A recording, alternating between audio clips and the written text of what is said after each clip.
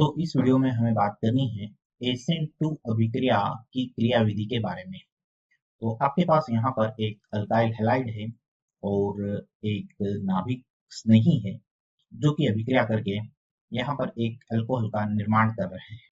यहाँ पर आप देख सकते हैं कार्बन और ब्रोमीन के मध्य एक सहसंयोजक बंध बना है। क्योंकि Br की विद्युत ऋणात्मकता कार्बन से अधिक होती है, इसलिए ब्रोमीन का परमाणु यहाँ पर कार्बन से इलेक्ट्रॉन को अपनी ओर आकर्षित करेगा, जिसके कारण कार्बन के ऊपर आंशिक रूप से धनावेश और ब्रोमीन के ऊपर आंशिक रूप से ऋणावेश उत्पन्न होगा। कार्बन के ऊपर धनावेश आने के कारण यह अणु इलेक्ट्रॉन स्नेही की तरह व्यवहार करेगा और यहाँ हमारे पास है OH- हाइड्रोक्साइड आयन जो कि सोडियम हाइड्रोक्साइड या पोटेशियम हाइड्रोक्साइड से आ सकता है।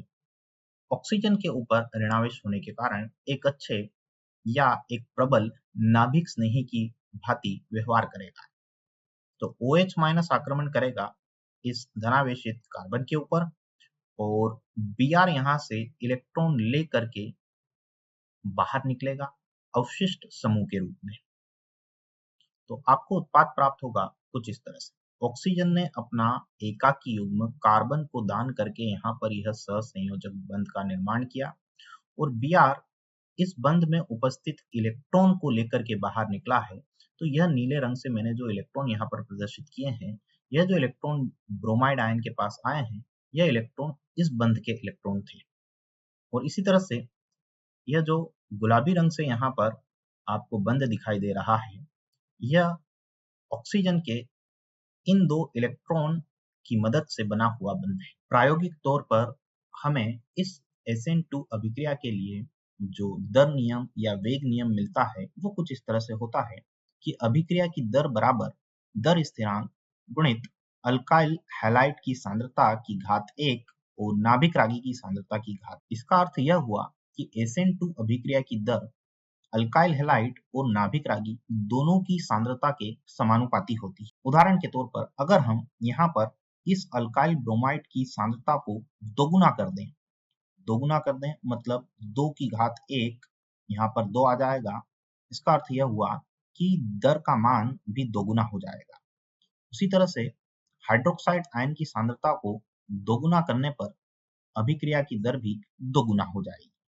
तो कुल मिलाकर के हम कह सकते हैं कि अल्काइल ब्रोमाइड या नाभिक स्नेही दोनों में से किसी एक की सांद्रता बढ़ा करके भी हम दर को बढ़ा सकते हैं और दोनों की सांद्रता बढ़ाने पर भी अभिक्रिया की दर बढ़ जाएगी। चलिए अगला हम समझते हैं कि SN2 का अर्थ क्या है। S का अर्थ है सब्स्टिट्यूशन मतलब प्रतिस्थापन। आप देख सकते हैं कि इस अभिक्रिया में Br को प्रतिस्थापित कर दिया गया है। N का मतलब है न्यूक्लियोफिलिक नाभिक रागी।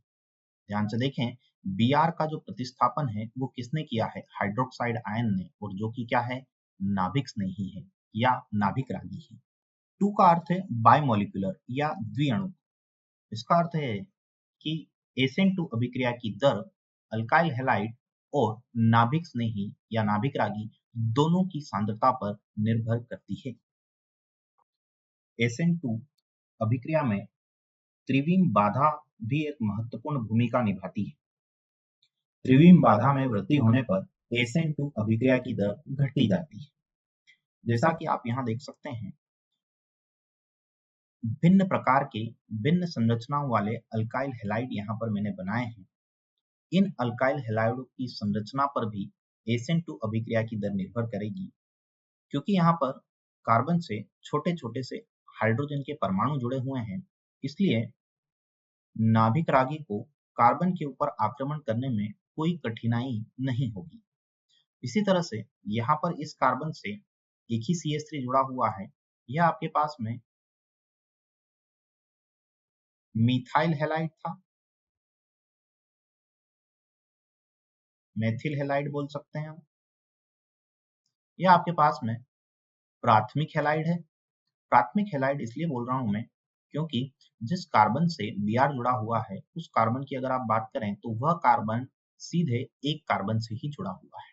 यहाँ पर इस कार्बन को देखें, यह कार्बन सीधे 2 कार्बन से जुड़ा हुआ है, इसलिए हम इसको द्वितीयक हैलाइड बोलेंगे या 2 डिग्री हैलाइड बोल सकते हैं। इस कार्बन की अगर बात करें तो यह कार्बन 3 कार्बन से जुड़ा हुआ है, इसलिए आप इसे तृतीयक हैलाइड बोलेंगे या 3 डिग्री हैलाइड बोल सकते हैं।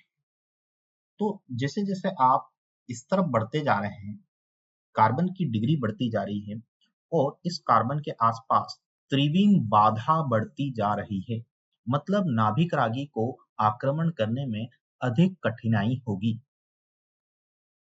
तो मिथिल हैलाइड और प्राथमिक हैलाइड SN2 अभिक्रिया आसानी से करते हैं क्योंकि यहाँ पर त्रिविम बाधा कम होती है।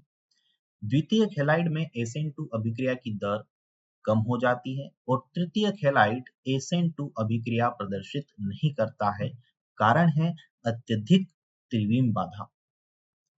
अब हम हमारे शुरुआत वाले उदाहरण को देखते हैं। यहाँ पर आप देखें Br जिस कार्बन से जुड़ा है वह कार्बन सिर्फ एक कार्बन से जुड़ा है, इसका मतलब यह एक प्राथमिक हैलाइड है। और अभी हमने बात की प्राथमिक हैलाइड में कम त्रिविम बाधा होने के कारण SN2 अभिक्रिया अच्छे से क्रियान्वित होती है। तो यह क्रियाधार या यह अभिकारक आसानी से SN2 अभिक्रिया कर पा रहा है। SN2 अभिक्रिया एक पद में होने वाली अभिक्रिया है।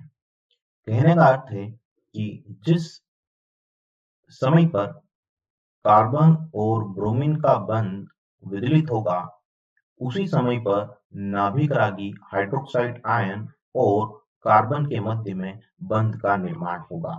तो इस अभिक्रिया में किसी मध्यवर्ती का निर्माण नहीं होता, यह एक ही पद में होने वाली अभिक्रिया है।